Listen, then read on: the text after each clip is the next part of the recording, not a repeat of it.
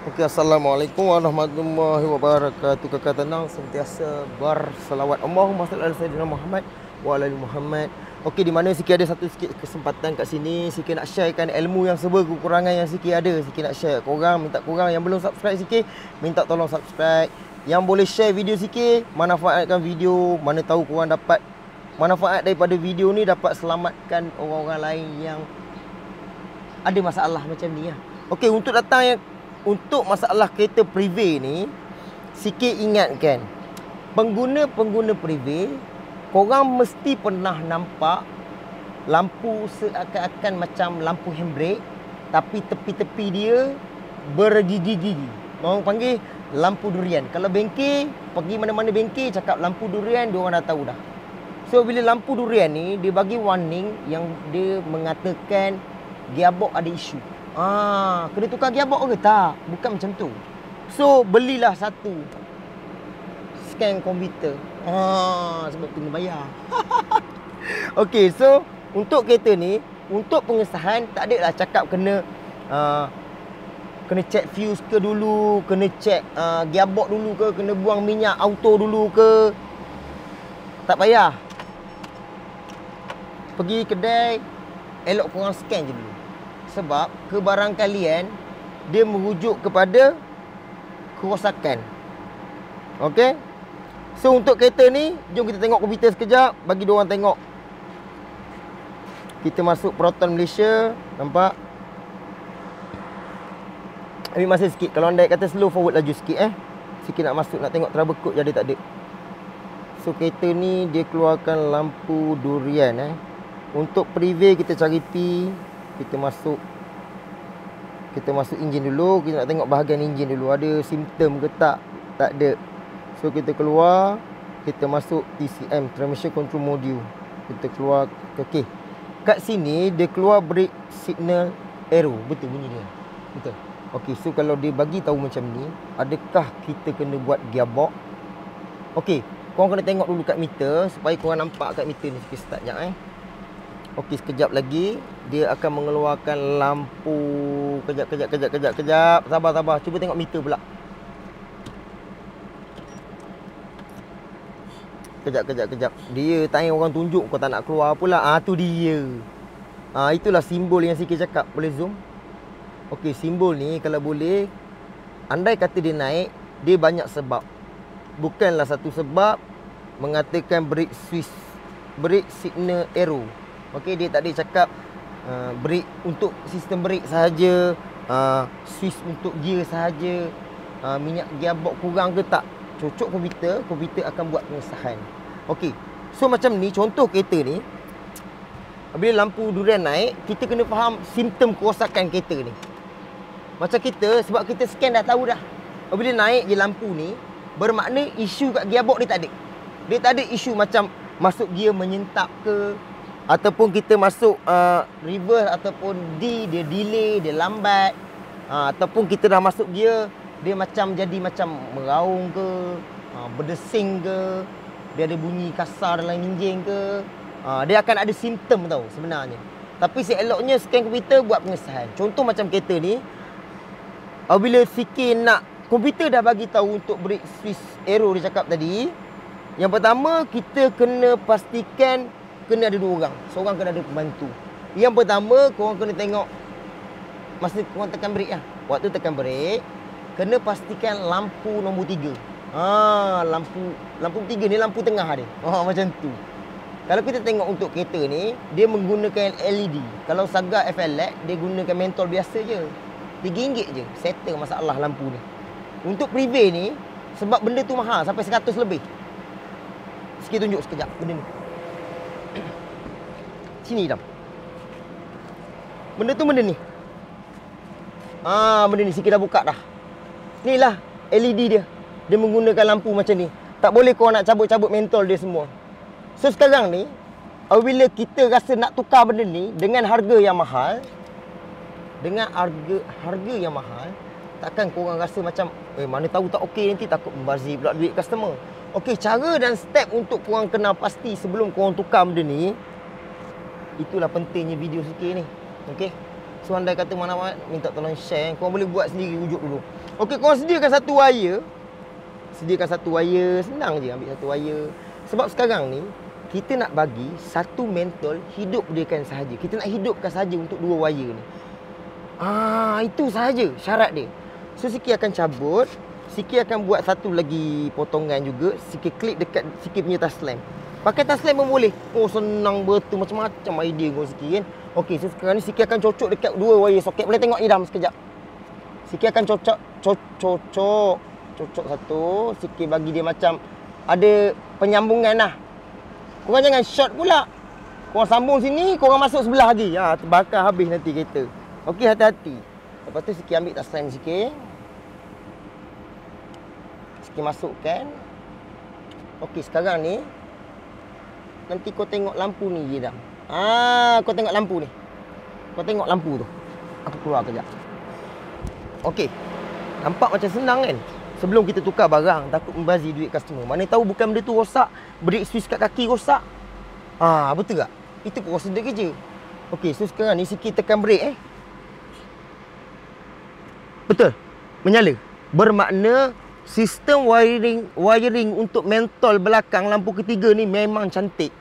Okey, kita tengok daripada komputer balik Mari sini Dam.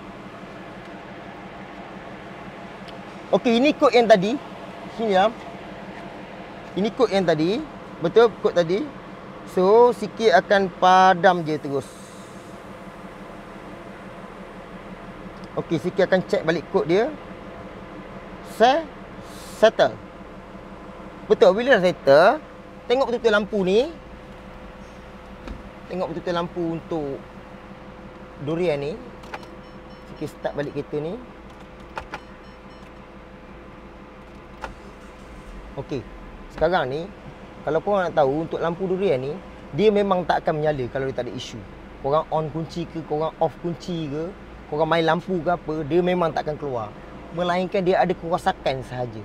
Bila dia ada kerosakan, ada error code, dia mesti keluar. Kalau tak, korang tak pernah tengok lampu ni. Sebab tu kadang-kadang pengguna-pengguna kereta, Saga FLX ke, kereta-kereta Iris ke, Suprema S ke, Prive ke, Izora ke, tiba-tiba naik lampu ni, korang terus jadi menggelabah. Korang jangan menggelabah. Sebab tu masa korang beli kereta dulu, dia ada buku manual. Dekat buku manual tu memang ada cerita pasal lambang ni. Sebab tu kalau korang malas tengok buku tu, korang tengok video sikit. Itu cerita nak bagi tahu sebenarnya. Korang minit dah agak-agak kat situ. Okey. So sekarang ni lampu tu dah tak ada, betul. Memang terus hilang, betul. Tapi andai kata korang tunjuk itu, Siki cabut je wire ni tadi. Nampak? Terus menyala. Bermakna kalau dia menyala, kita akan scan balik. Siki dah cabut wire belakang dia akan keluar brake signal arrow. Okey. Selain daripada mentol belakang, kalau andai katalah korang terkena, bukan Siki kata Siki hebat. Prosedur dia, bila komputer cakap untuk brake switch nombor 3 belakang, korang betulkan mentol belakang dulu. Ikut cara step Siki. Kalau contoh api sampai, earth sampai, yang Siki buat tadi memang hidup lampu tu. Memang masalah daripada mentol LED dia tu. Dia terbakar. Dia terbakar, dia tak boleh nak bagi supply. Tak tahu lebih kurang sisa CVT ni macam-macam dia sangkut paut habis semua. Okey, lepas tu kalau korang tengok api tak sampai, contohlah api tak sampai, korang boleh check untuk brake switch bawah ni. Kejap sikit. Kejap aku tunjuk kat sini. Tapi ni jarang sangat ada isu, tapi kebarangkalian boleh jadi. Dekat sini Dam. Suluh kat sini. Suluh kat tangan aku kat sini. Nampak kat situ ni. Ni brake switch ni. Benda ni kebarangkalian dia boleh jadi isu juga. Ni untuk brake switch. Bila korang tekan brake, switch tu akan melepaskan niat dia. So dia akan dia macam waktu kita tekan, masa kita lepas ni dia terputus. Bila korang tekan dia terkena. Bila kena dia terus pergi lampu ke belakang. Lampu ketiga, lampu brake belakang. So selain daripada benda ni, dia ada lagi kat sini. Tapi ni untuk wujukan korang je lah. Andai kata bermanfaat. Kalau andai kata lampu brake tiga-tiga belakang tak menyala, korang kena check benda ni. Mari tengok dekat sini. Boleh tengok kat sini agak-agak.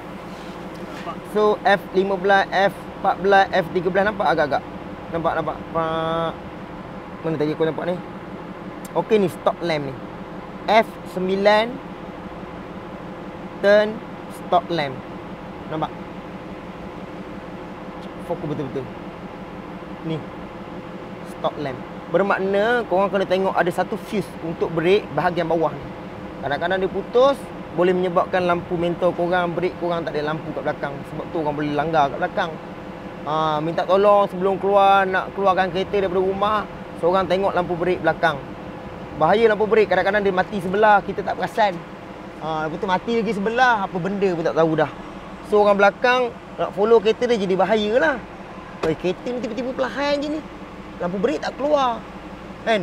Jadi bahaya untuk orang lain.